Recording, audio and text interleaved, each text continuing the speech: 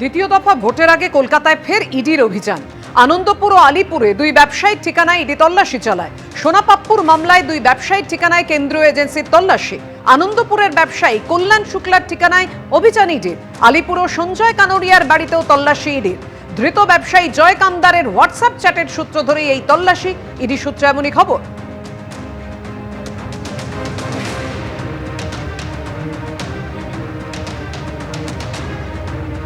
রবিবার সকাল হতে না হতেই ফের শহরে এনফোর্সমেন্ট ডিরেক্টরের অভিযান শুরু।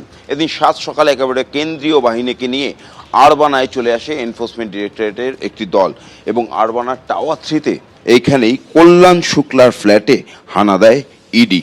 যেটা ইডি সূত্রে খবর যে আরবানার 3 নম্বর টাওয়ারেই 102 নম্বর ফ্ল্যাটে থাকেন কল্যাণ শুক্লা।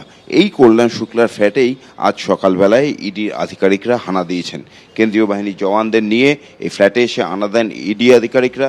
আমার ক্যামেরায় সহকর্মী দীপ্ত সেই ছবিটাই দেখাচ্ছে যে এই ফ্ল্যাটের যে নিচে যে লবি রয়েছে সেখানে কেন্দ্রীয় বাহিনীর জওয়ানরা একেবারে নিরাপত্তার দায়িত্বে রয়েছেন। বাইরে থেকে কেউ বেরোলে তাকে জিজ্ঞেস করা হচ্ছে তিনি কোথায় যাবেন, এবং ভিতর থেকে কেউ আসলেও সে বিষয়েও তারা কড়া নজর রাখছেন। আজকে সকালবেলায় এনফোর্সমেন্ট ডিরেক্টরেট একেবারে দুটি দলে ভাগ হয়ে শহরের 2 জায়গায় চলে যায় অভিযানে, এবং তার মধ্যে একটি দল এই আরবানাতেই চলে এসছে। এইখানেই দোতলায় যে ফ্ল্যাটটি রয়েছে, ক্যামেরা আমার সহকর্মী দীপ্তকে একটু দেখাতে বলবো যদি দেখানো সম্ভব হয়। ঠিক সেইখানেই কল্যাণ শুক্লার ফ্ল্যাটে এখানে হানা দিচ্ছেন ইডি আধিকারিকরা। আমি একটু ক্যামেরা আমার সহকর্মী দীপ্তকে দেখাতে বলছি যে ওই কল্যাণ শুক্লার ফ্ল্যাটে ইডির আধিকারিকরা তল্লাশি চালাচ্ছেন। সমস্ত আসবাবপত্র তুলে সেগুলোকে সমস্ত খতিয়ে দেখা হচ্ছে। গোটা ফ্ল্যাট জুড়ে তারা তল্লাশি চালাচ্ছেন। এখন দিনের শেষে কি পাওয়া যায় কল্যাণ শুক্লার বাড়ির থেকে সেদিকেই প্রত্যেকের নজর। ক্যামেরা দীপ্ত চক্রবর্তীর সঙ্গে ব্রতদীপ ভট্টাচার্য, এবিপি আনন্দ, কলকাতা। আরও একবার জানাবো, ভোটের মুখে কলকাতায় ফের কেন্দ্রীয় এজেন্সির অভিযান। এনফোর্সমেন্ট ডিরেক্টরেটের তরফে আনন্দপুর এবং আলিপুরে আজ অভিযান চালানো হয়। দুই ব্যবসায়ীর ঠিকানায় আজ এই অভিযান হয়। এদিকে বিজেপি প্রার্থী তাপস রায় চাঞ্চল্যকর অভিযোগ করে বলছেন যে তৃণমূল প্রার্থী শ্রেয়া পাণ্ডের সঙ্গে ব্যবসায়ী কল্যাণ শুক্লার সম্পর্ক রয়েছে। পাল্টা কুণাল ঘোষ বলছেন এগুলো বদনাম করার চেষ্টা।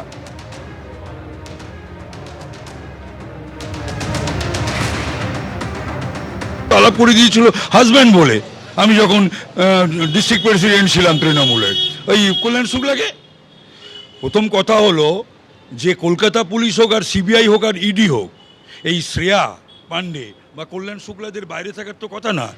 এই কল্যাণ শুক্লা কিছুদিন আগে ফুলবাগান থানার কেসে anti Doughty section okay arrest করেছিল এই তোলার কেসে। একজন ইয়েকে খুনের হুমকি দিয়েছিল এবং 10 লক্ষ টাকা নিয়েও ছিল। তারপরেও কিষাম মিত্র 31 নম্বর ওয়ার্ডের। এছাড়া তো আমি বললাম চার্জশিটেড রোজভ্যালি কেসে চার্জশিটেড, যে কেসে জেলে ছিল সুদীপ ব্যানার্জি এবং স্বর্গত তাপস পাল এমপি, সেই কেসের 18 এবং 19 নম্বর আসামি হচ্ছে যথাক্রমে শ্রেয়া পাণ্ডে এবং কল্যাণ শুক্লা। তো এদেরকে বাইরে থাকে কেন? এরা থাকার কথা জেলে, তারা সব আছে তৃণমূলে। তো সুতরাং এদের অ্যারেস্টও হয় না, সামন্ডও হয় না, এবং এরা বেলও নেয় না। তো সুতরাং এটা নির্বাচনের পরে দেখি এটা আমি হাইকোর্টে এই কেস ফেস নিয়ে আমি এটা তুলবো এবং সিবিআইকেও ট্যাগ করবো। মামলার পেছনে রাজনৈতিক উদ্দেশ্য নিয়ে প্রশ্ন উঠে যায়।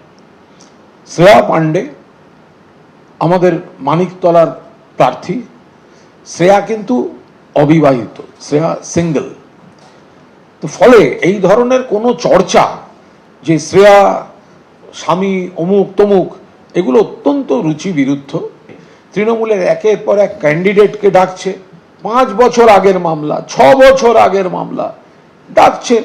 মানুষ পরিষ্কার বুঝতে পারছেন যে 5 বছর ধরে যেসব মামলা ঘুমোচ্ছিল, ভোটের সময় এসে তাদেরকে সামন করো, ডেকে পাঠাও এবং সেই খবরগুলো খাইয়ে দাও, যাতে একটা নেগেটিভ পারসেপশন তৈরি হয়।